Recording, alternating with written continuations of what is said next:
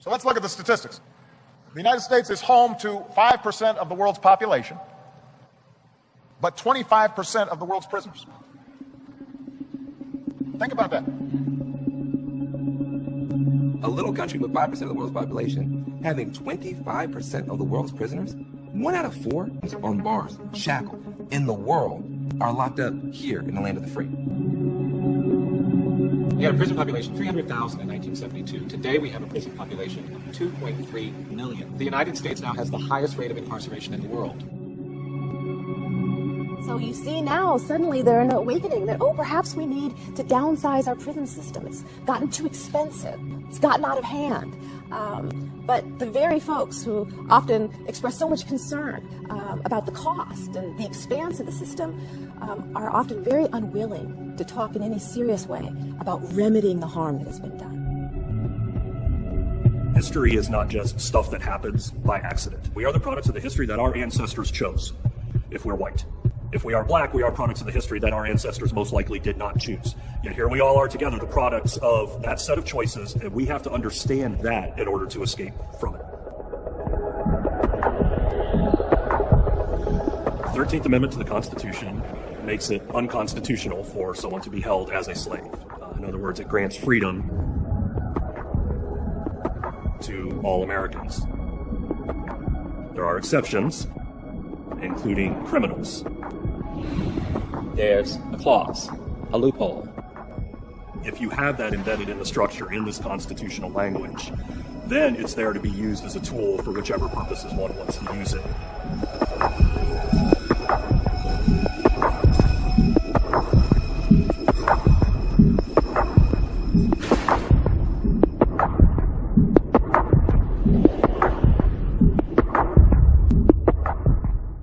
One of the things that people have to bear in mind is that when we think about slavery, it was an economic system, and the demise of slavery at the end of the Civil War left the Southern economy in tatters. And so this presented a big question. There are 4 million people who were formerly property, and they were formerly kind of the integral part of the economic production system in the South, and now those people are free. And so what do you do with these people? How do you rebuild your economy? The 13th Amendment loophole was immediately exploited. After the Civil War, African Americans were arrested en masse. It was our nation's first prison boom. You were basically a slave again. The 13th Amendment says that, hey, except for criminals, everybody else is free. Well, now if you're criminalized, that doesn't apply to you. They were arrested for extremely minor crimes like loitering or vagrancy. And they had to provide labor to rebuild the economy in the South after the Civil War.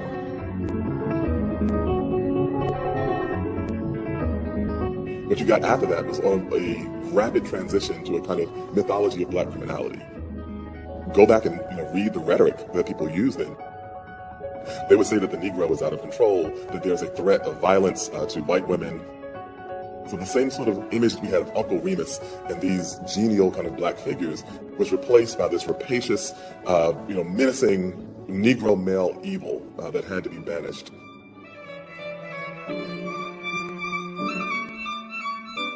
Birth of a Nation was just a profoundly important cultural event. It's the first major blockbuster film, hailed for both its artistic achievement and for its political commentary. And when it was released, it had this rapturous response. There were lines, everywhere that it was being shown. Birth of a Nation confirmed the story that many whites wanted to tell about the Civil War and its aftermath. To erase defeat and to take out of it sort of a martyrdom. Woodrow Wilson, the sitting president, had a private screening of Birth of a Nation in the White House. He calls it history written with lightning. And every image you see of a black person is a demeaned, animal-like image. Cannibalistic, animalistic. The image of the African-American male. This famous scene where a woman throws herself off a cliff rather than be raped by a black male criminal. In the film, you see black people being a threat to white women. All the myths of black men as rapists was ultimately stemmed by the reality that the white political elite and the business establishment needed black bodies working.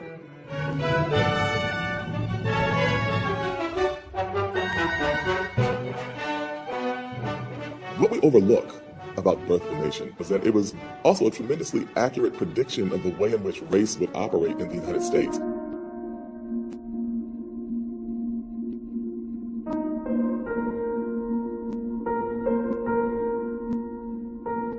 Birth of a Nation was almost directly responsible for the rebirth of the Ku Klux Klan.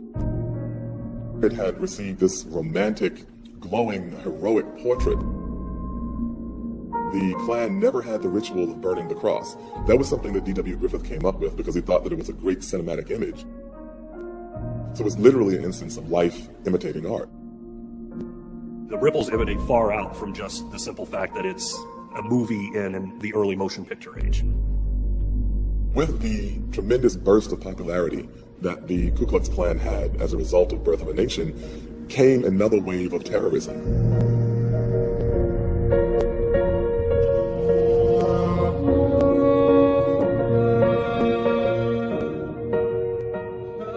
We had lynchings in this country between Reconstruction and World War II. Thousands of African Americans murdered by mobs under the idea that they had done something criminal. At the National Democratic Convention in New York in 1924, it is estimated that at least 350 delegates were Klansmen. Demographic geography of this country was shaped by that era. We have African Americans in Los Angeles and Oakland and Chicago and Cleveland, Detroit, Boston, New York, and very few people appreciate that the African Americans in those communities did not go there as immigrants looking for new economic opportunities. They went there as refugees from terror. We didn't just land in Oakland, in LA, in Compton, in Harlem, in Brownsville in 2015. This is generational trauma. The letters KKK were carved with a penknife on the chest and stomach of this man in Houston, Texas, after he had been hanged by his knees from an oak tree and flogged with a chain. The Chicago Negro boy, Emmett Till, is alleged to have paid unwelcome attention to Roy Bryant's most attractive wife.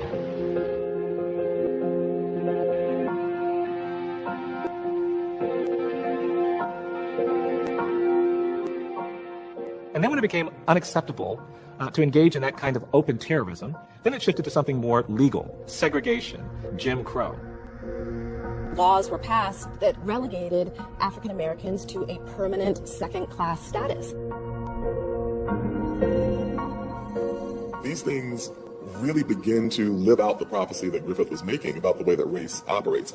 And this fear of crime is central to all of this. Every time you saw a sign that said white and colored, every time you had to deal with the indignation of being told you can't go through the front door, every day you weren't allowed to vote, every day you weren't allowed to go to school, you were bearing a burden that was injurious. Civil rights activists began to see the necessity of building not just a civil rights movement, but a human rights movement. And I think we should start now preparing for the inevitable. And let us, when that moment comes, go into the situations that we confront with a great deal of dignity, sanity, and reasonableness.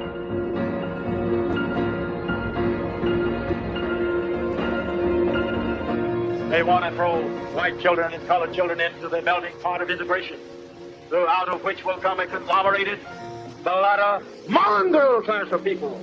Both races will be destroyed in such a movement. We just got a report here on this end that the students are in. Those were trying to integrate the bathing beaches, and the Florida Advisory Committee to the U.S. Civil Rights Commission warned that the city was becoming a racial super bomb with a short fuse.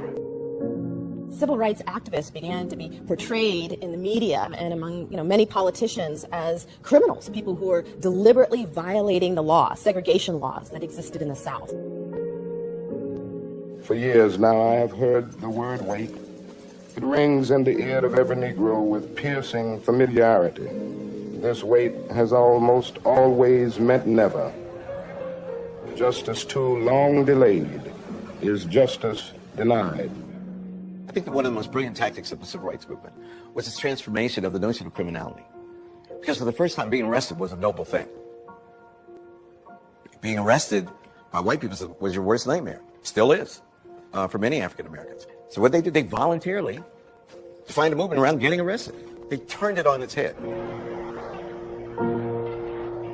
If you look at the history of Black people's various struggles in this country, the connecting themes is the attempt to be understood as full, complicated human beings. We are something other than this visceral image of criminality and menace and threat to which people associate with us.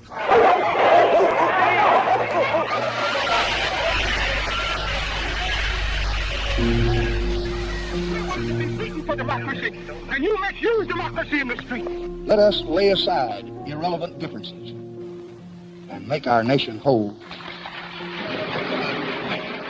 Civil Rights Act, the Voting Rights Act said, finally, we admit it. Slavery ended in December 1865. We took away these people's rights, and now we're going to fix it. For the first time, the promise of, equal justice becomes at least a possibility. Their cause must be our cause, too. Unfortunately, at the very same time that the civil rights movement was gaining steam, crime rates were beginning to rise in this country. Crime was increasing, and the baby boom generation that had emerged immediately after World War II, now they were adults. So just through sheer demographic change, we had an increase in the amount of crime. It became very easy for politicians then to say that the civil rights movement itself was contributing to rising crime rates, and that if we were to give the Negroes their freedom, then we would be repaid as a nation with crime. The prison population in the United States was largely flat throughout most of the 20th century. It didn't go up a lot, it didn't come down a lot. But that changed in the 1970s. And in the 1970s, we began an era which has been defined by this term, mass incarceration. It's the nation of laws, and as Abraham Lincoln has said, no one is above the law, no one is below the law, and we're going to enforce the law, and Americans should remember that if we're going to have Breaking rocks out here on the chain. Breaking rocks and serving my time. Breaking rocks out here on the chain. Because I've been convicted of crime. Hold it steady right there while I hear. Each moment in history is a fleeting time, precious and unique. But some stand out as moments of beginning, in which courses are set that shape decades or centuries. This can be such a moment. It's with the Nixon era and the law and order period when crime begins to stand in for race. If there is one area where the word war is appropriate, it is in the fight against crime. Part of what he talked about was a war on crime, but that was one of those code words, what we might call dog whistle politics now, which really was referring to the black political movements of the day, Black Power, Black Panthers, the anti-war movement, movements for women's liberation and gay liberation at that time, which Nixon felt compelled to fight back against. Once the federal government, through the FBI, moves into an area, this should be warning to those who engage in these acts that they eventually are going to be apprehended. There's this outcry for law and order, and Nixon becomes the person who articulates that perfectly. There can be no progress in America without respect for law. Many people felt like we were losing control. We need total war in the United States against the evils that we see in our cities. Federal spending for local law enforcement will double. Time is running out for the merchants of crime and corruption in American society. The wave of crime is not going to be the wave of the future in the United States of America. We must wage what I have called total war against public enemy number one in the United States, the problem of dangerous drugs. A war on drugs. And that utterance gave birth to this era where we decided to deal with drug addiction and drug dependency as a crime issue rather than a health issue. Hundreds of thousands of people were being sent to jails and prisons for simple possession of marijuana, for low-level offenses. America's public enemy number one in the United States is drug abuse. In order to fight and defeat this enemy, it is necessary to wage a new all-out offensive. This call for law and order becomes integral to something that comes to be known as the Southern strategy. Nixon begins to recruit Southern whites, formerly staunch Democrats, into the Republican fold. Persuading poor and working class whites to join the Republican Party in droves. By speaking to, in subtle and non-racist terms, thinly veiled racial appeals. Talking about crime, by talking about law and order, or the chaos of our urban cities, unleashed by the civil rights movement. We have launched an all-out offensive against crime, against narcotics, against permissiveness in our country. The rhetoric of get tough and law and order was part and parcel of the backlash of the civil rights movement. Nixon administration official has admitted that the war on drugs was all about throwing black people in jail. He said, quote, the Nixon campaign in 1968 and the Nixon White House after that had two enemies, the anti-war left and black people. You understand what I'm saying? We knew we couldn't make it illegal to be either against the war or black. But by getting the public to associate the hippies with marijuana and blacks with heroin, and then criminalizing both heavily, we could disrupt those communities. We could arrest their leaders, raid their homes, break up their meetings, and vilify them night after night on the evening news. Did we know we were lying about the drugs? Of course we did.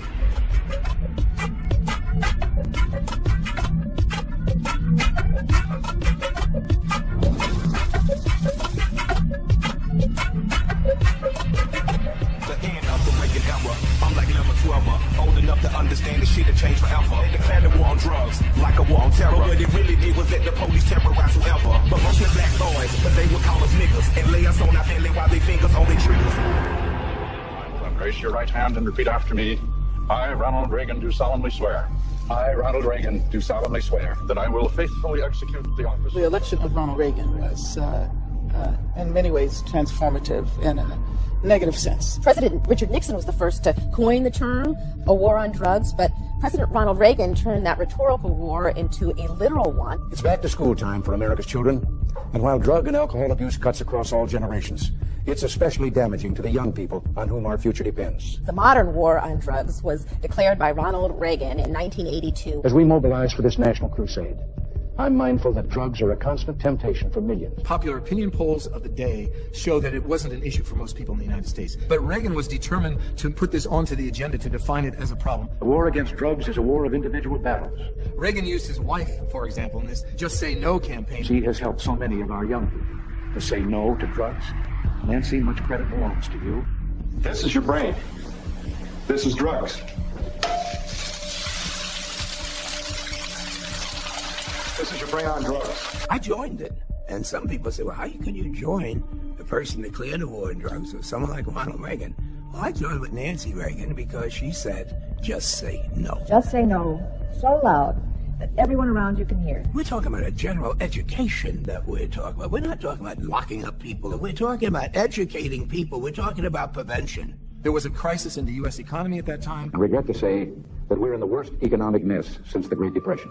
There is a frontal assault on institutions that are designed to assist human beings on the education system, welfare, on jobs, healthcare. Government programs that can't be paid for out of a balanced budget must be paid for out of your pocket. They're saying the rich are getting richer and the poor are getting poorer. The idea of expanding the freedom of American business and the entrepreneurial class. We will save $1.8 billion in fiscal year 1982. Luxury stores like Neiman Marcus predicts record sales. The number of Americans dipping under the poverty level has reached the highest rate in 2 decades. Yes, there has been an increase in poverty, but it is a lower rate of increase than it was in the preceding years before we got here. It has begun to decline, but it is still going up. In the mid-1980s, we're already starting to embark on a war on drugs, and then all of a sudden along comes this new drug, crack cocaine. Steve Young reports on a new kind of cocaine called crack. It's dangerous, it's deadly, it will kill you. The drug epidemic is as dangerous as any terrorist that we face. That is just some of what was said today to House and Senate committees holding hearings on drug abuse in America. We have this drug that could be marketed in very small doses, relatively inexpensively. This was going to just take over communities, and particularly African-American communities. Crack was largely an inner city issue, and cocaine was largely a suburban issue. Smokable cocaine, otherwise known as crack. It is an uncontrolled fire. Congress, in virtually record time, established mandatory sentencing penalties for crack that were far harsher than those for powder cocaine. The same amount of time in prison for 1 ounce of crack cocaine that you get for 100 ounces of powder cocaine. Police here are cracking down on crack dealers. Usually black or Hispanic, Latino, they were getting long sentences for possession of crack. You're black with crack cocaine, you're going to prison for basically the rest of your life. And if you're white, you're pretty much getting a slap on the wrist. Cocaine was more sophisticated. It was just the powder. By next year, our spending for drug law enforcement will have more than tripled from its 1981 levels. All of a sudden, a scythe went through our black communities, literally cutting off men from their families, literally huge chunks just disappearing into our prisons, and for really long times. Millions of dollars will be allocated for prison and jail facilities. You know, these sorts of disparities under Reagan quickly exploded into the era of mass incarceration. What Reagan ultimately does is takes the problem of economic inequality, of hypersegregation in America's cities, and the problem of drug abuse, and criminalizes all of that in the form of the war on drugs. We absolutely should have treated crack and cocaine as exactly the same thing. I think it was an enormous burden on the black community, but it also fundamentally violated a sense of core fairness. When crack cocaine hit in the early 80s, there were a lot of mayors and so on who felt very strongly that this is a real threat, and they wanted to crack down on it, and Reagan was one of the guys pushing for stronger sentencing. It may have seemed like a good idea at the time, but it sure didn't work out as being effective. Then years later, there was an effort to rewrite history that it was a racial disparity put in by being white people. It's not where it came from. In many ways, the so-called war on drugs was a war on communities of color, a war on black communities, a war on Latino communities. And you see a rhetorical war that was, announced as part of a political strategy by Richard Nixon, and which morphed into a literal war by Ronald Reagan, turning to something that began to feel nearly genocidal in many poor communities of color. So Nixon's Southern strategy was implemented right after the Civil Rights Movement. He played on fear of crime and law and order to win the election easily. Reagan promised tax cuts to the rich and to throw all the crack users in jail, both of which devastated communities of color, but were effective in getting the Southern vote. There's really no understanding of our American political culture without race at the center of it. And in 1981, just before Reagan assumed the presidency, his campaign strategist Lee Atwater was caught on tape explaining the Southern strategy. In other words, you start out, and now you're on a quote. You start out in 1954 by saying nigger, nigger, nigger. By 1968, you can't say nigger. That hurts you, backfire. So you say stuff like force busing, states' rights, and all that stuff. And you get it so abstract now, you're talking about cutting taxes, and all of these things you're talking about are totally economic things, and the byproduct of them is blacks get hurt worse than white.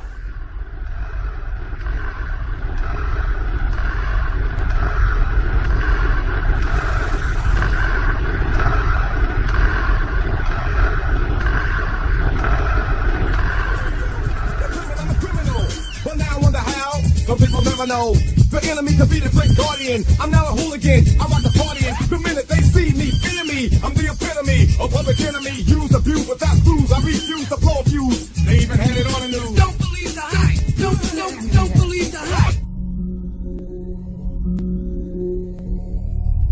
The war on drugs had become part of our popular culture in television programs like Cops. When you cut on your local news at night, you see black men being paraded across the screen in handcuffs. Black people, black men and black people in general, are overrepresented in news as criminals. When I say overrepresented, that means they are shown as criminals more times than it's accurate that they are actually criminals, right? Based on FBI statistics. I mean, I'm a big believer in the power of media full of these cliches that basically present mostly black and brown folks who seem like animals in cages, and then someone could turn off the TV thinking, it's a good thing for prisons, because otherwise those crazy people would be walking on my block. Creating a context where people are afraid. And when you make people afraid, you can always justify putting people in a garbage can. Chances are you could run into a kid waiting to relieve you of your purse or wallet. Every media outlet in the country thinks I'm less than human. I began to hear the word super predator as if that was my name. Super predator, predator. Super predator. Super predators. End quote. That's the word they use to describe this generation, and it was very, very effective. Experts call them super predators. They are not just gangs of kids anymore. They are often the kinds of kids that are called super predators. No conscience, no empathy. Group of kids who are growing up essentially fatherless, godless, and jobless. For me, what's more disturbing is the degree to which black people bought into that. Animals, beasts that needed to be controlled. When those grandmothers say, but he's a good boy. He never did anything. Don't you believe it? Many black communities began to actually support policies that criminalize their own children. Last night, the 18s accused of the attack were arraigned on charges of rape and attempted murder. In the Central Park jogger case, they put 5 innocent teens in prison because the public pressure to lock up these quote-unquote animals was so strong. You better believe that I hate the people that took this girl and raped her brutally. You better believe it. Donald Trump wanted to give these kids a death penalty, and he took out a full-page ad to put the pressure on them. These children, 4 of them under 18, all went to adult prisons for 6 to 11 years before DNA evidence proved they were all innocent. We make them their crime. That's how we introduce them. Well, that's a rapist. That's a murderer. That's a robber. That's a sex offender. That's a burglar. That's a gang leader. And through that lens, it becomes so much easier to accept that they're guilty and that they should go to prison. The objective reality is that virtually no one who is white understands the challenge of being black in America. So you have then educated a public deliberately over years, over decades, to believe that black men in particular and black people in general are criminals. I want to be clear, because I'm not just saying that white people believe this, right? Black people also believe this and are terrified of our own selves. You want to go back to the days of military weakness, caring more about criminals than victims? We can't risk that. I'd like your vote on Tuesday. Leadership that's on your side. Michael Dukakis for president. In the midst of the presidential campaign, an ad was released about a person by the name of Willie Horton. Bush and Dukakis on crime. Dukakis not only opposes the death penalty, he allowed first-degree murderers to have weekend passes from prison. One was Willie Horton. This became a focal point of an entire presidential campaign. Horton fled, kidnapped a young couple, stabbing the man and repeatedly raping his girlfriend. Weekend prison passes. Dukakis on crime. Dukakis had protected the program, vetoed an effort to repeal it, and that he favored letting murderers out on the weekend. Dukakis had a double-digit lead over Bush before the campaign focused on Willie Horton, and after that, Bush overtook Dukakis and won the election. Which candidate for president can you really count on to be tough on crime? George Bush. Bush won the election by creating fear around black men as criminal without saying that's what he was doing. A very racially, divisive moment, depicting an African-American criminal, I think was deliberate on the part of that campaign. There's no one who can tell me otherwise. Liberals call him Willie Horton to make it sound like you're being dismissive. The original article was Reader's Digest. William Horton, no picture. The Democrats, the ones you know, he's black. Thanks, Grover. It was not his name. It was his image that was sensationalized. Liberals that announced that it was mean to pick on a murderer and a rapist lose all credibility on this discussion. They just lose it. And people go, we don't want to hear anything else you have to say about crime. No matter what anybody says, what anybody does, they know exactly what button they were trying to hit with that ad. Stabbing the man and repeatedly raping his girlfriend. It went to a kind of primitive fear, a primitive American fear, because Willie Horton was metaphorically the black male rapist that had been a staple of the white imagination since the time just after slavery. Here was a black man convicted of rape. I will be the savior and protector of the white population, never minding the fact that the history of interracial rape in this country, that record is far more marked by white rape against black women than of black men against white women.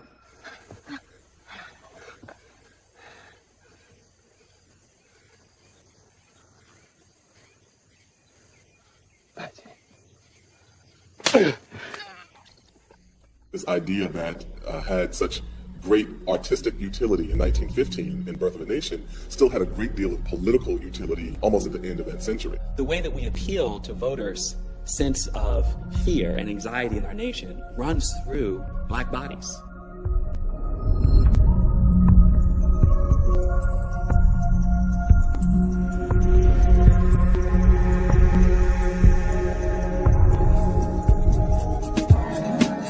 Yo, little Khadija pops is locked. She wanna pop the lock. My prison ain't nothing but a private stock. And she be dreaming about his day of release. She hate the police, but loved by her grandma who hugs and kisses her. Her father's a political prisoner, free Fred, son of a panther that the government's goddamn behind. Enemy lines, my niggas are cellmates. Most of the youth never escape the jail fate. Super maximum camps will advance their game plan to keep us in the hands of the man locked up. They're a new generation of Democrats, Bill Clinton and Al Gore, and they don't think the way the old Democratic Party did.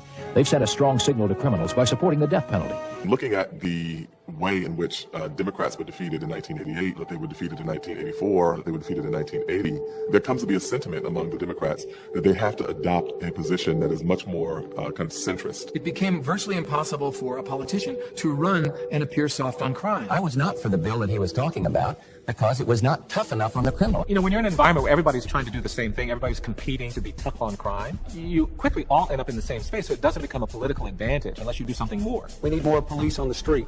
There is a crime bill which would put more police on the street, which was killed for this session by a filibuster in the Senate, mostly by Republican senators. We had consistently had squishy soft liberal won't protect you, tough conservative will protect you. We won that fight every time. And by the late 80s, early 90s, people like Bill Clinton have begun to figure out they had to be able to match us. I will faithfully execute the office of President of the United States. Bill Clinton is trying to figure out how he can deal with a country that's still basically Reagan's country, but he's trying to govern as a Democrat. Violent crime and the fear it provokes are crippling our society. Then some high-profile, very horrendous crimes take place. Residents pulled together in the search for 12-year-old Polly Klaas. They're now coping with the discovery of her body over the weekend. Polly Klaas abducted from her bedroom at home and ultimately killed, which led to the California 3 strikes and you're outlaw. When you commit a third violent crime, you will be put away and put away for good. 3 strikes and you are out. a person is convicted of their third felony, essentially that person is mandated to prison for the rest of their lives. So many third-strike defendants awaiting trial, the Los Angeles Sheriff's Department is forced to release 4,200 misdemeanor inmates every month to make room for incoming three-strike prisoners. And it's in line with many of the other policies we've created, particularly mandatory minimums. Mandatory sentencing. We said we were no longer going to let judges consider the circumstances around a crime. We're just going to impose a mandatory sentence. And that's a difficult thing for judges because they are trying to dispense justice on a daily basis and are unable to do so. In many California communities, all civil trials have been canceled to catch up with the criminal case workload. We've taken discretion away from judges, arguably the most neutral party in the court, and given it over to prosecutors. 95% of the elected prosecutors throughout the United States are white. Serious, violent criminals serve at least 85% of their sentence. We passed a truth in sentencing law that kept people in prison for 85% of their sentence. Truth in sentencing. The idea is you're sentenced to a certain amount of time. The public wants to be confident that you're going to do just about every bit of that time. We've done away with parole. So when you get, in the federal system, when you get 20 years or 30 years, that's what you got. We had parole in this country as a mechanism for getting people out of jails and prisons when it was clear that they were no longer a threat to public safety. Sharonda has spent the last 16 years in prison, and she'll die there because she was sentenced to life without parole. Her only crime, transporting cocaine. And when I say only crime, I mean only crime. She had no other arrests, none. The judge was required to send Sharonda away for life. Longer sentences, 3 strikes and you're out. Almost 60 new capital punishment offenses. And then comes to Congress with a proposal for a $30 billion federal crime bill of 1994 that was heavily loaded towards law enforcement incarceration. I propose a 21st century crime bill to deploy the latest technologies and tactics to make our communities even safer. That omnibus crime bill was responsible for a massive expansion of the prison system. And beyond that, it provided all kinds of money and perverse incentives for law enforcement to do a lot of the things that we nowadays consider to be abusive. It will be used to build prisons to keep 100,000 violent criminals off the street. Not only does he increase funding to states to build prisons to lock up as many people involved in drug crimes, but also to put 100,000 police officers on the street. Crime has been a hot political issue, used too often to divide us. What President Clinton did in 1994 is actually far more harmful than his predecessors because he actually built that infrastructure that we see today, the militarization, all the way down to small rural police departments that have SWAT teams. And again, we see this kind of notching up the number of people who are being arrested at every level and this kind of exploding prison population. We are a nation that professes freedom, yet we have this mass incarceration, this hyper-incarceration that is trawling into it, grinding into it, our most vulnerable citizenry, and is overwhelmingly biased towards people of color.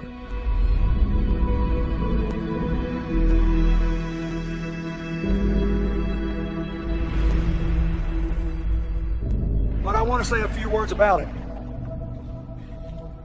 because I signed a bill that made the problem worse. And I want to admit it. His 1994 crime bill, something that he now admits was a mistake. There were longer sentences. And most of these people are in prison under state law, but the federal law set a trend.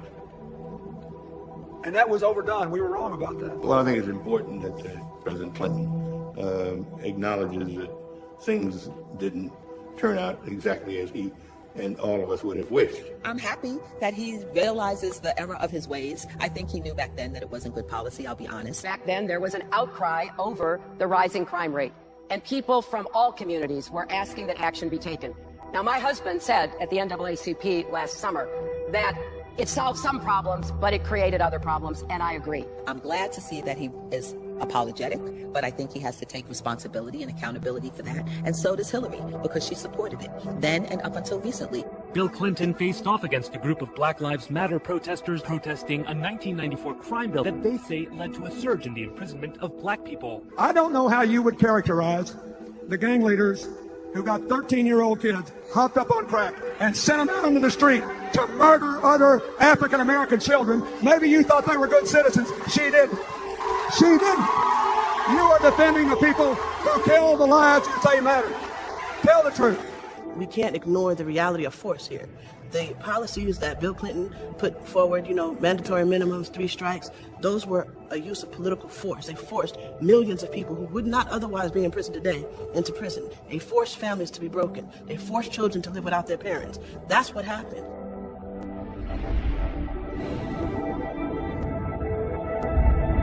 Why? We shouldn't ask, why is Bill Clinton so strong? We should ask, why is the black community so weak in our inability to defend ourselves? Let's not forget how many martyrs we put in the ground in the 60s and 70s. Let's not forget how many of our leaders had to leave the country or are in prison. You stripped out a whole generation of leadership. You ran them out the country, you put them in prison, you put them in cemeteries. And then you unleash this blitzkrieg. And we don't have the ability to defend ourselves. You can tell the story of white leadership in America and never mention the FBI one time. You can't tell the story of black leadership, not one, without having to deal with the full weight of the criminal justice system weaponized against black dissent. I'm tired of living every day under the threat of death. I have no matter complex. I want to live as long as anybody in this building tonight. Dr. King, people forget, was not this beloved figure that everybody wants to put on a pedestal. He was considered one of the most dangerous people in America by the head of the Federal Bureau of Investigations. Don't tell me that Dr. King has no relevance to young brothers in the street. They deal with little bitty cops. He was dealing with the top cop. We were brought here against our will. We were not brought here to be made citizens. We were not brought here to enjoy the constitutional gifts that they speak so beautifully about. Malcolm's whole entourage was infiltrated with police. He had as many police in his entourage as he had regular folk in his entourage, undercover, so afraid of black dissent. FBI Director J. Edgar Hoover today asserted that the Black Panthers represent the greatest internal threat to the nation. J. Edgar Hoover said, these Panthers represent the greatest threat to American democracy at the time. The Panthers never were that big.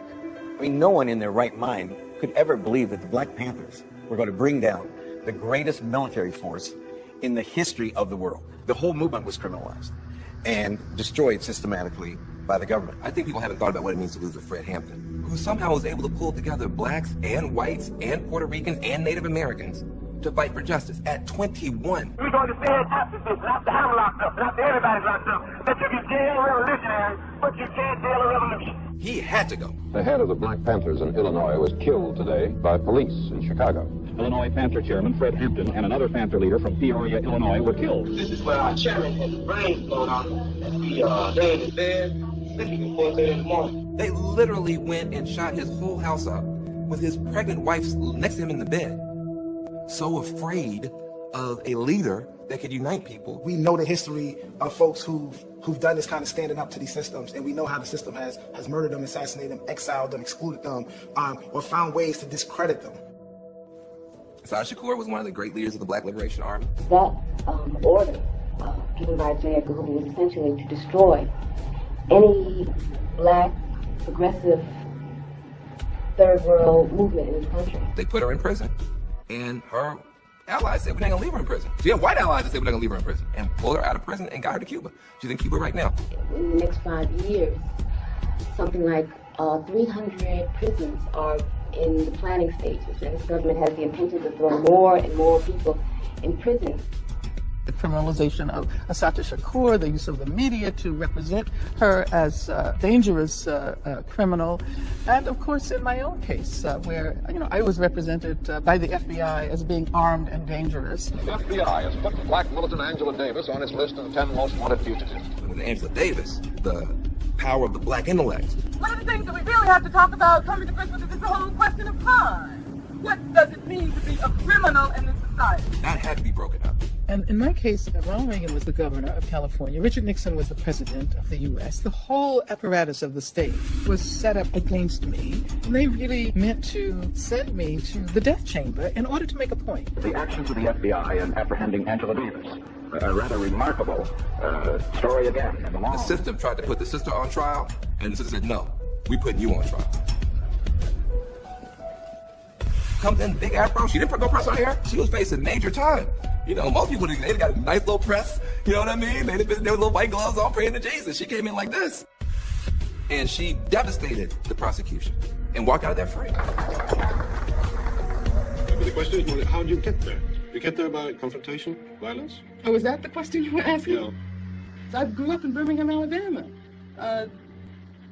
After the 4 young girls who lived, one of them lived next door to me.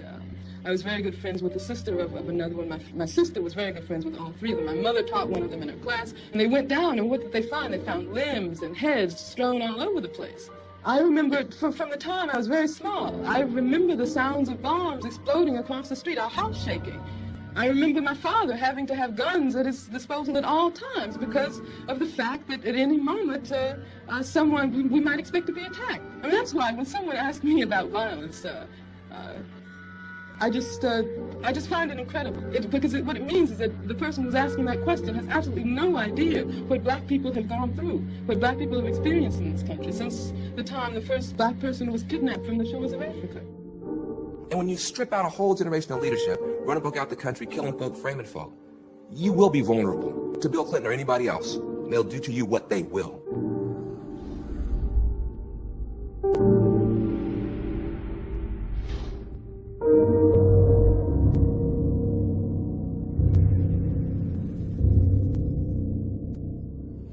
There's a man going round taking names.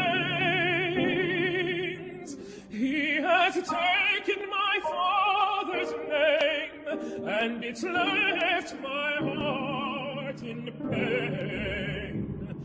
There's a man going round taking names, going round.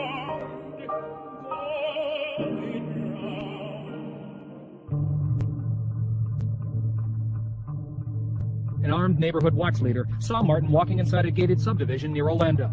He thought the 17-year-old looked suspicious. Looks like his hand in the waistband. And he's a black male. Get away. Are you following him? Yeah, okay, we don't need you to do that. So you think he's yelling help? Yes. Alright, what is your number? Tonight, a deadly shooting in Sanford. Police have the gun, they've got the shooter, but they have not arrested him. George Zimmerman, armed with a gun, followed this quote-unquote suspicious kid after the dispatcher told him not to. They ended up on the ground in a fight, and George Zimmerman shot and killed Trayvon Martin. The police could not arrest Zimmerman because of this Florida law called Stand Your Ground, which says you can kill someone if you feel threatened, even though it was Zimmerman who had pursued Martin throughout the neighborhood with a gun. Mr. Zimmerman felt that he, in self-defense, needed to fire his weapon. Not only was he not arrested after the killing, but in court, Zimmerman actually pleaded self-defense and got off under the Stand Your Ground law.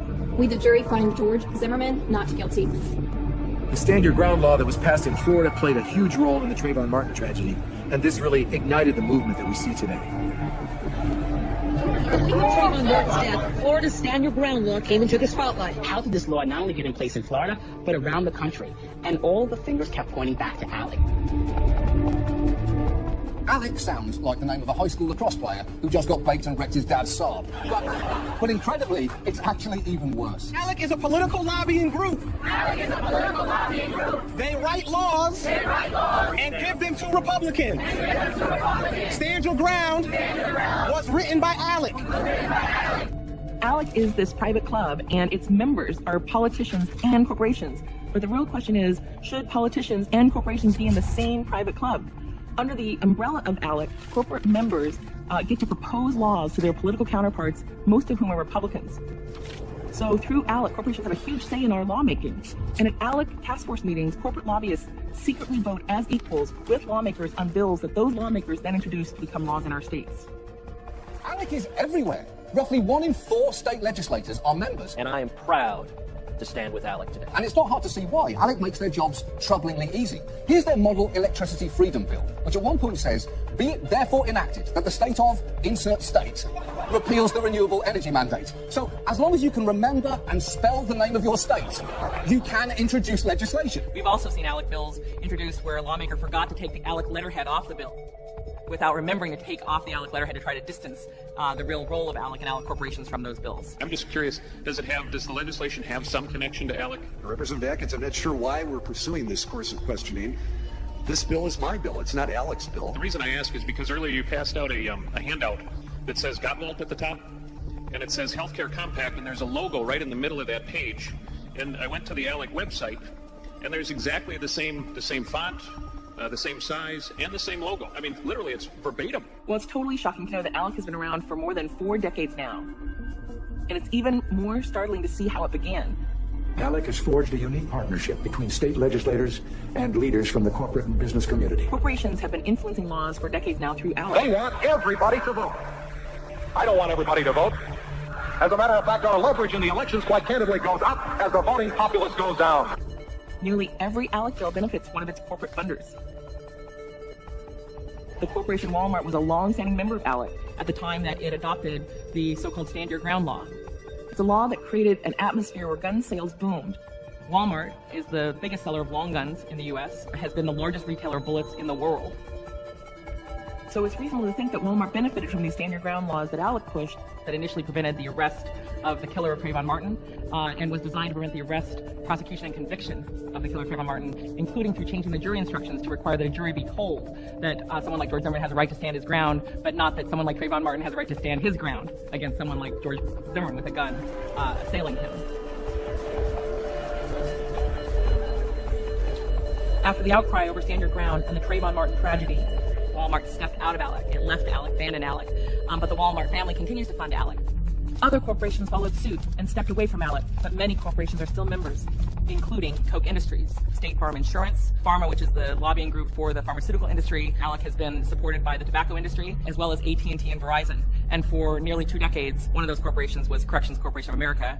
Every day we serve our communities, from small towns to large cities at more than 60 locations across our country. As the nation's 5th largest correctional system, we build, own, and manage secure correctional facilities. CCA was the first private prison corporation in the U.S. It started as a small company in Tennessee in 1983. These folks started making contracts with states, and they had to protect their investments, so the states were required to keep these prisons filled, even if nobody was committing a crime. And in the late 80s and early 90s, this became a growth industry, unlike very few growth industries in America's history. It was absolutely a model guaranteed to succeed. And one of the ways we see that is through the role of CCA within ALEC to advance a series of bills. All the legislation you could think of that we fight so hard against. 3 strikes, you're out. 3 strikes and you are out. Mandatory minimum sentencing laws. Serve at least 85% of their sentence. We're the ones that were putting out there, like on a premier prefix dinner menu, a steady influx of bodies to generate the profit that would go to the shareholders. Through ALEC, CCA became the leader in private prisons. It's a multi-billion-dollar business today that gets rich off punishment. We are America's leader in partnership corrections. We are CCA. And so through ALEC, CCA had a hand in shaping crime policy across the country, including not just prison privatization, but the rapid increase in criminalization. I think this accusation that quite frankly is just false. That somehow ALEC was in favor of imprisoning a bunch of people for because of private prisons. I think that's just unfortunately one of these attack type tactics they do on ALEC. ALEC pushed forward a number of policies to increase the number of people in prison and to increase the sentences of people who are in prison. I'm trying to think how to address it. It's hard to address something that's like basically almost like folklore at this point. They are not doing anything to really clean up that past or to address the real consequences for real people of the extreme policies they push. In fact, it doesn't even talk about its past history. I mean, it's hard for me to even understand what they're even talking about. A lot of CCA directly profited from its investment in ALEC, the American Legislative Exchange Council, and the American people in many ways were harmed by these policies due to the mass incarceration of people, particularly people of color. Look, right now our position is that we want less people in prison. I don't think that helps the private prison industry, quite frankly. I think myself and the lawmakers, we're just always looking for better, innovative ways to run government. And I think that's one thing as conservatives, those who believe in the free market and limited government, we pride ourselves on. We're supposed to be the party of innovation. Another bill that ALEC innovated was SB 1070. CCA was on the ALEC task force that pushed that law that gave police the right to stop anyone they thought looked like an immigrant. This law filled immigration detention facilities, and it directly benefited an ALEC member, CCA. CCA could potentially reap huge financial benefits from SB 1070, since 1070 was designed to lock up a lot more people in Arizona on federal immigration charges. Cha-ching! An influx of undocumented immigrants, many of them children, has crammed in Arizona, Corrections Corporation of America, or CCA, holds the federal contract to house detained immigrants. It's worth more than $11 million every month. Our immigration facilities are a disgrace. Their families kept there in horrible conditions. They're called detention facilities, but they're really prisons for immigrants. That you call them a detention facility doesn't make them not a prison. They are a prison, they just have a different name. We're having what some people are saying is a creation of a crimmigration system. that there's the merger of our immigration enforcement and our law enforcement system. And so that some of the same things that were used in the war on drugs are now migrating to other populations. You heard it with Donald Trump, not about blacks, but with Mexicans. You know, oh, well, they're rapists, murderers. Oh, and by the way, some of them may be good people. Oh, boy, you know, where do you start on something like that? In late 2010, CCA left ALEC after a big NPR story came out accusing ALEC of pushing SB 1070. ALEC doesn't do anything on immigration. No which way, not to the right, not to the left, nothing. So I don't really have anything for you on that one, sorry. ALEC has recently made what I would describe as a PR move to say that it's going to be right on crime, that it's going to be on the right side of criminal justice policy and reform. That move comes in the wake of its loss of a massive number of corporations. What ultimately happened is our board looked at the issues that ALEC worked on and decided that we don't do social issues. We are focused on economic issues. We jettisoned basically almost all of our legislation that was pre-2007. So basically a fresh slate going forward, a fresh start going forward. This industry knows that it's dying and is actually preparing for the next thing. And the animating factors that have led to a system like bail, we're always going to see new permutations of a cancer, right? And that's what this is. And over the last couple of years, since 2008, we've been involved really in a wholesale reform effort where 31 states have now adopted positive changes on sentencing, on parole, probation reforms. ALEC has a concerted effort to privatize almost every aspect of government, but we had no idea that they were also aiming to try to privatize probation and parole.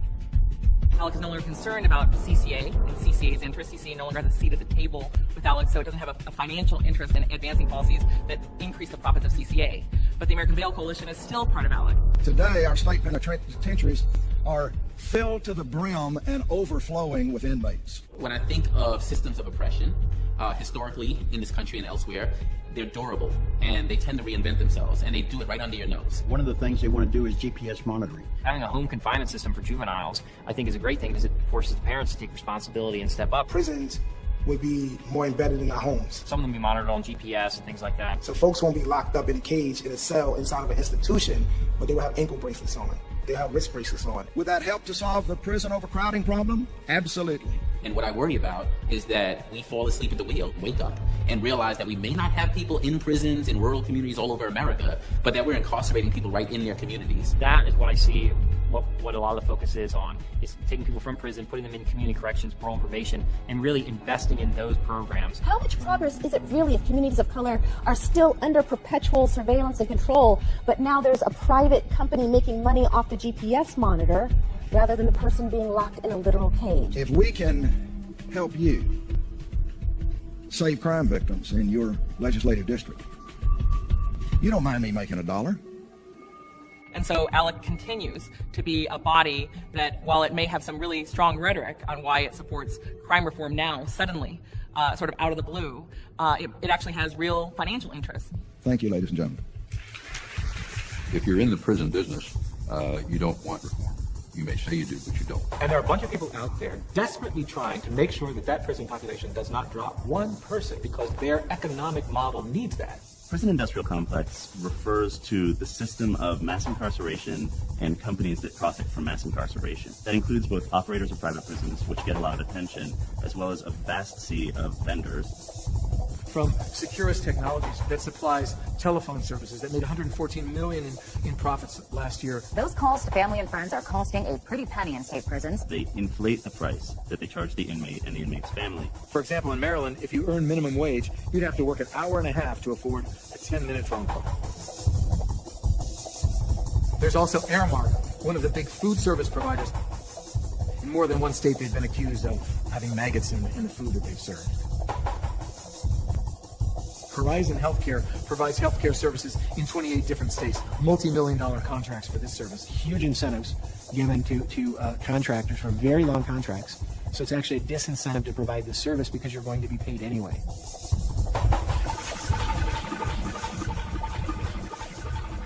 One of the reasons it's so difficult to talk about mass incarceration in this country and to question it is because it has become so heavily monetized. A little company called Unicor that does $900 million in business annually.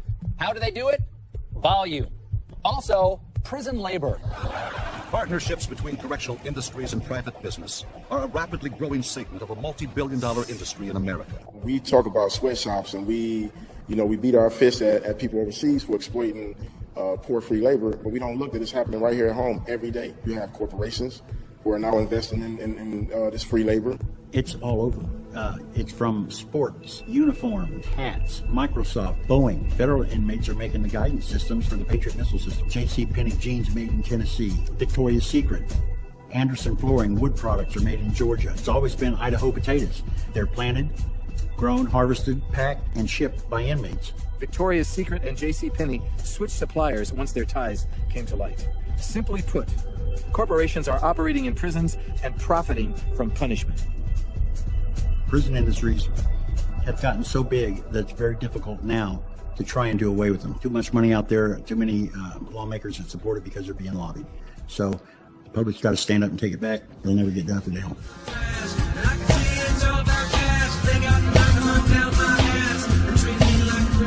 Yeah, it is what it is, and that's how it goes. You're treated like a criminal, promise of you know. You're treated like a nigga if the niggas on the show. A public enemy to send an eye in his smoke. On the night of his arrest, Kalief Browder was walking home from a party with his friends in the Bronx when he was stopped by police. Kalief was charged with a crime, a pretty petty crime that it turns out he didn't commit. Then they said, we're going to take you to the precinct, and most likely we're going to let you go home, and then I never went home. They told you that you could post bail. Yes, that's correct. $10,000. Yes. And of course, I couldn't make that. My family couldn't pay it.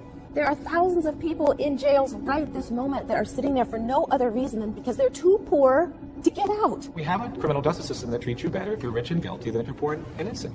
Wealth, not culpability, shapes outcomes. And I think what most Americans think of, because they've watched so many courtroom dramas and things like that, they think that criminal justice system is about judges and juries. Well, that's really stopped being the case. The system simply cannot exist if everyone decides to go to trial. Everybody insisted on a trial, the whole system would shut down. What typically happens is the prosecutor says, you know, you can make a deal and we'll give you 3 years, or you can go to trial and we'll get you 30.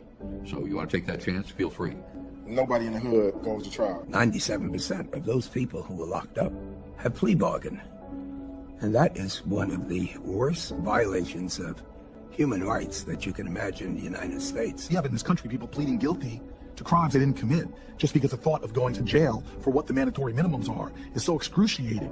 Kalief Browder decided, I'm not going to take the plea. So you had to choose between being in prison for up to 15 years and going home right then by admitting you did a crime you didn't do. I felt like I was done wrong. I felt like something needed to be done about this. I felt like something needs to be said. If I just cop out and say that I did it, nothing's going to be done about it. I didn't do it. No justice is served. What you're not taught is that if you exercise that right to a trial and you are convicted, we will punish you more. The courts basically punished him for having the audacity to not take a plea deal and to want to take it to trial. And in that time, in those 3 years that he was sitting there and not being charged for anything, that's when the mental health issues started to deteriorate. He started to get into fights. After a while, I just kept hearing the same thing from the whole 3 years, and I just learned to cope with just being in there, and that was rough. I already knew. After a while, I just gave up hope.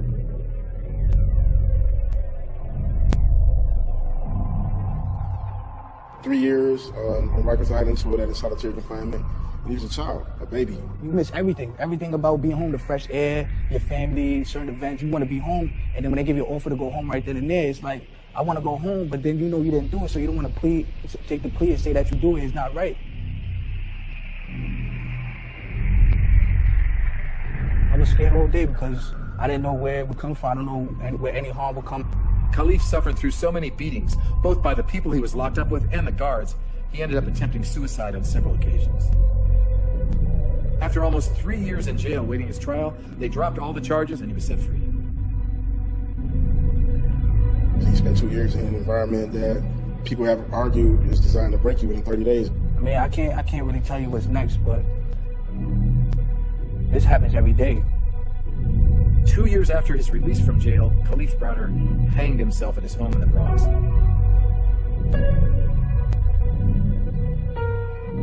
He was 22 years old.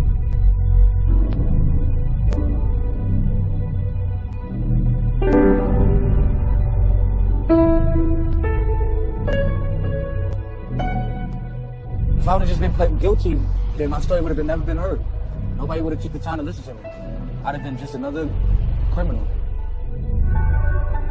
Prison industrial complex, the system, the industry, it is a beast. It eats Black and Latino people for breakfast, lunch, and dinner. We didn't even think about who gets the jobs of spending time with these folks. Otherwise, we'd want social workers and teachers. We'd want people with understanding of human behavior. And we do the opposite.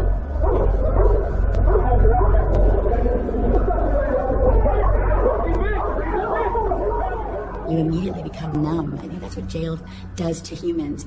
That immediate dehumanization and sensory deprivation that nobody can really understand unless they live through it. So the last 14 years, my son has not had any human contact other than to be handcuffed by an officer.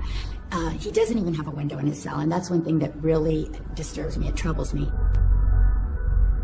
I just couldn't believe it. I couldn't believe that we would even have such an architectural design in our country. I never realized that there was prison cells built like that. Human beings are not born to be locked up and encaged. Most people wouldn't keep their pets in the kind of conditions that we keep people in. Prisons and jails have become warehouses in the sense that where we've moved as a society is that it's not enough to just deprive you of your liberty, but we want to punish you too. Most of the society don't understand what it means to be behind those big gates and those barbed wires.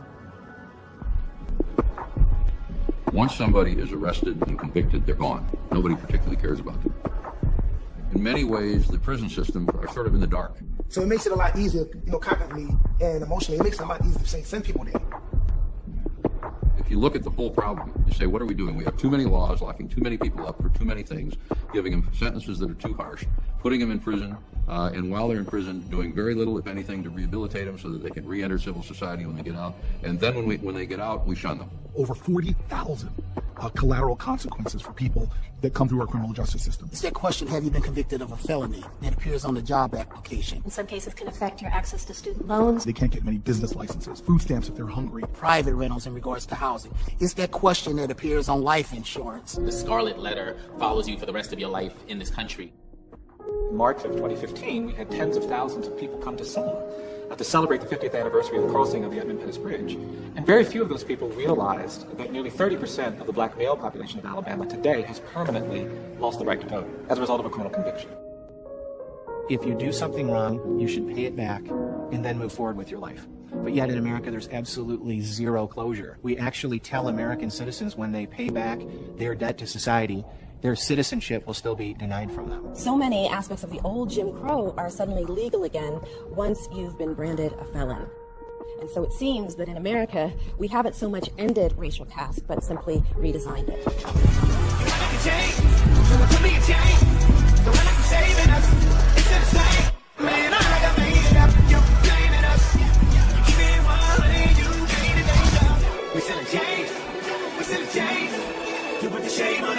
We are now in an era where Democrats and Republicans alike have decided that it's not in their interests anymore to maintain the prison system as it is. Now, all of a sudden, Hillary Clinton is meeting with Black Lives Matter activists and talking about it. It's time to change our approach and end the era of mass incarceration. She's made a major address on it. We will reform our criminal justice system from end to end and rebuild trust between law enforcement and the communities they serve. President Obama going to prison, as the first sitting president to ever visit a prison. We've got an opportunity to make a difference at a time when overall violent crime rates have been dropping. At the same time as incarcerations last year dropped for the first time in 40 years. And conservatives, who were always seen or understood within the narrative as being the tough on crime ones, have now embraced justice reform. It's very man bites dog. You see, Texas used to spend billions locking people up for minor offenses. We shifted our focus to diversionary programs like community supervision. We got to ask ourselves, do we feel comfortable with people taking the lead of a conversation in a moment where it feels right politically? Historically, when one looks at efforts to create reforms, they inevitably lead to more repression. And so if we leave it up to them, what they're going to do is they're going to tinker with the system. They're not going to do the sort of change that we need to see as a country to get us out of this mess. And they're certainly not going to go backwards and fix the mess that they've made because they're not ready to make that admission. But as a country, I don't think we've ever been ready to make the admission that we have steamrolled through entire communities and multiple generations when you think about things like slavery and Jim Crow and all the other systems of oppression that have led us to where we are today. So much fun. I love it. I love it. We having a good time? USA, USA.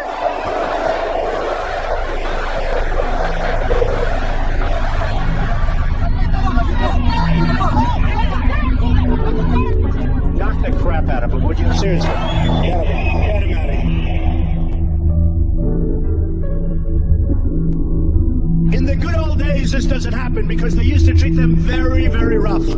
And when they protested once, you know, they would not do it again so easily. I'd like to punch him in the face, I'll tell you.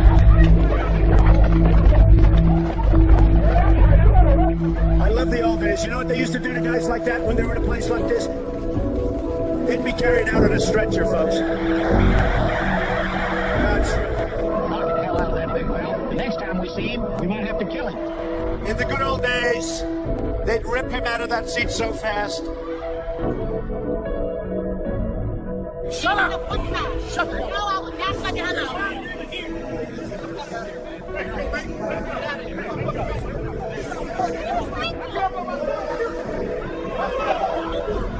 In the good old days, law enforcement acted a lot quicker than this. A lot quicker. And we're going to enforce the law, and Americans should remember that if we're going to have a law. I am the law and order candidate. We thought, I mean, they called the end of slavery Jubilee. We thought we were done then. And then you had 100 years of Jim Crow, terror, and lynching. Dr. King, these guys come on the scene, Ella Jo Baker, Fannie Lou Hamer, we get the bills passed to vote, and then they break out the handcuffs. Label you felon, you can't vote or get a job. So we don't know what the next iteration of this will be, but it will be. It will be. And we will have to be vigilant. I'm a prison cell, 6x9, living hell, stone wall, metal bars for the guards in jail. My nickname, the can, the slam of the big house. I'm the place many fear, cause there's no way out.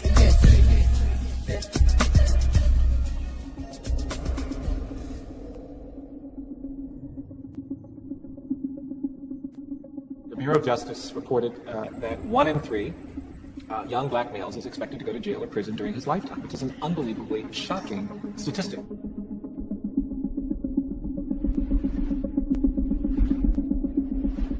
Black men account for roughly 6.5% of the U.S. population. They make up 40.2% of the prison population. We now have more African Americans under criminal supervision than all the slaves back in the 1850s. The prison industrial complex relies historically on the inheritances of slavery. The 13th Amendment says no involuntary servitude except for those who have been duly convicted of a crime. So once you've been convicted of a crime, you are in essence a slave of the state. The stroke of a pen is not self-enforcing. And so while the 13th Amendment is hailed as this great milestone for freedom and abolitionists celebrate, and this is the end of a lifelong quest, the reality is much more problematic. Well, once that clause is inserted in there, it becomes a tool. It's there. It's embedded in the structure. And for those who seek to use this criminality clause as a tool, it can become a pretty powerful one because it's privileged. It's in the Constitution. It's the supreme law of the land. Throughout American history, African Americans have repeatedly been controlled through systems of racial and social control that appear to die, but then are reborn in new form tailored to the needs and constraints of the time. You know, after the collapse of slavery, a new system was born, convict leasing, which was a new form of slavery. And once convict leasing faded away, a new system was born, a Jim Crow system that relegated African Americans to a permanent second-class status. And here we are, decades after the collapse of the old Jim Crow, and a new system has been born again in America, a system of mass incarceration that once again strips millions of poor people, overwhelmingly poor people of color, of the very rights supposedly won in the civil rights movement. And so instead of talking about it, we just tried to move on. After the Civil Rights Act was passed and after the Civil Rights laws, we tried to play it off. And because we didn't deal with it, that narrative of racial difference continued. And it turned into this presumption of dangerousness and guilt that follows every black and brown person wherever they are.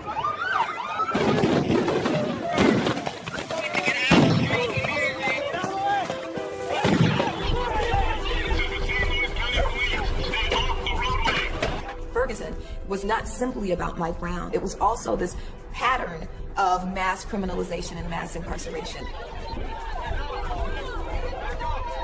There was an average of 3 warrants per household in Ferguson. And so people rose up because they understood that they were also enemies of the state, seen as enemies of the state.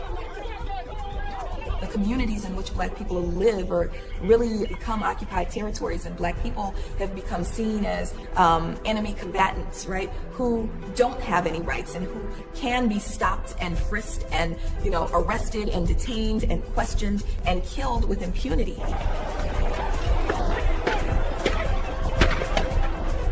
We would look at the largest scale riots that we know of in recent history, from Rodney King to the Detroit riot in 1967, the Newark riot in 1967, Harlem riot in 1964, Watts in 1965. Every single one of those riots was a result of police brutality. That is the common thread. It would be a mistake to say, as many people do in the current context, that, oh, if you're against the police, then you're against law and order, and these are hardworking civil servants, they're putting their lives on the line for you every day. And, that's true. People who join the police do so, to do these sorts of things.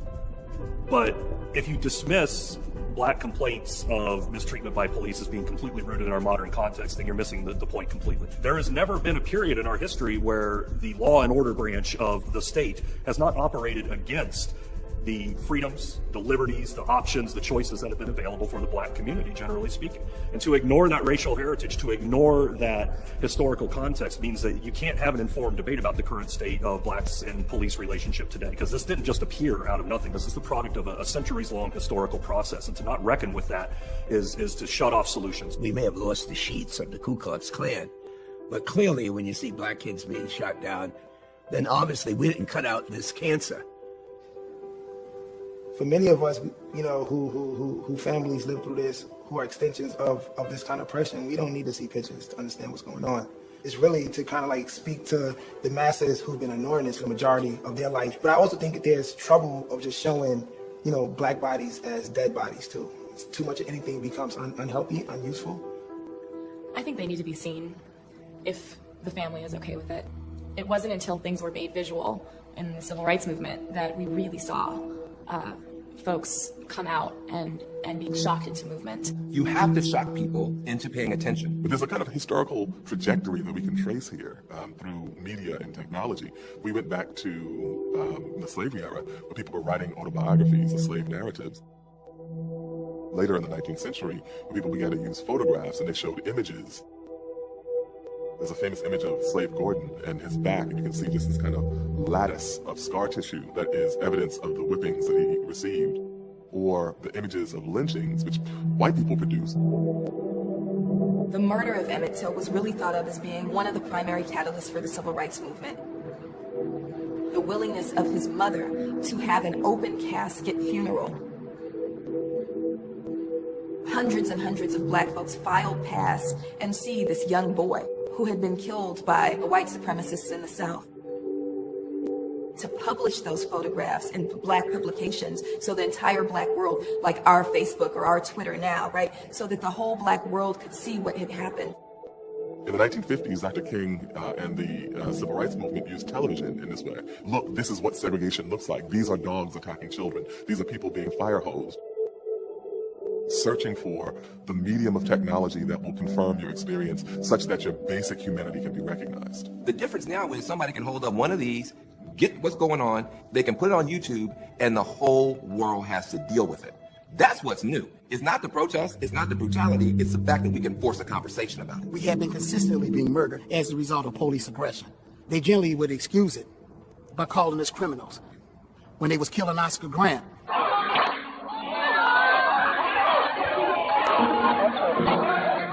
when they got to Eric Gardner,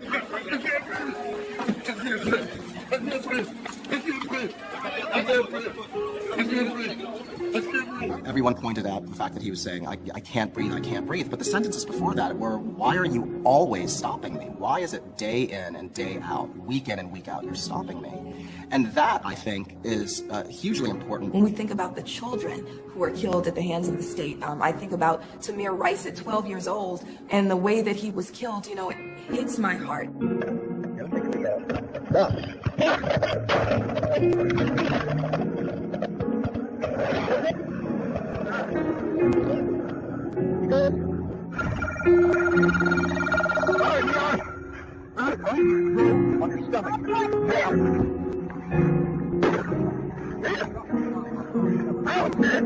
Stop me there! Oh my God! You hear me? Take your breath. Stay with me. We got pulled over for a busted tail light in the back.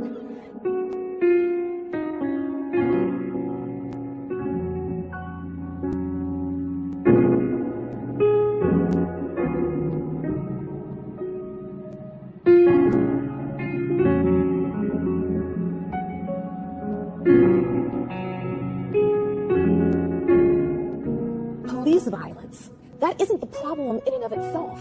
It's reflection of a much larger, brutal system of racial and social control known as mass incarceration, which authorizes this kind of police violence. That's why, for me, the brilliance of Black Lives Matter. To have a distributed leadership model, you can't stop. You can't find their address. I mean, Black Lives Matter is not a stoppable phenomenon by a bullet or anything else. And so there's hope there because of that. Having people truly understand that when Black Lives Matter, everybody's life matters, including every single person that enters this criminal justice system and this prison industrial complex. It's not just even about only Black lives, right? It's about changing the way this country understands human dignity.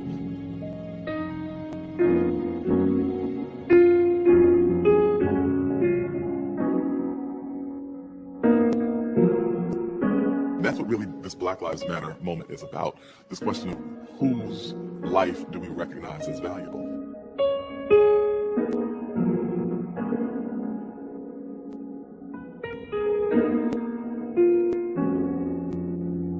The opposite of criminalization is humanization.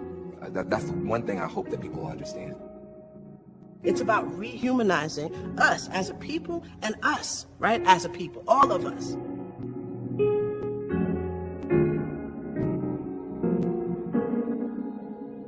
The system of mass incarceration has grown and sprawled and developed appetite that is gobbling up people in communities of all colors. But if it hadn't been for the fact that it began with a group of people defined by race that we as a nation have learned not to care about, we wouldn't be talking about 2 million people behind bars today. People say all the time, well, I don't understand how people could have tolerated slavery. How could they have made peace with that? How could people have gone to a lynching and participated in that? How did people make sense of this segregation, this white and colored only drinking? That's so crazy. If I was living at that time, I would have never tolerated anything like that. And the truth is, we are living at this time, and we are tolerating it.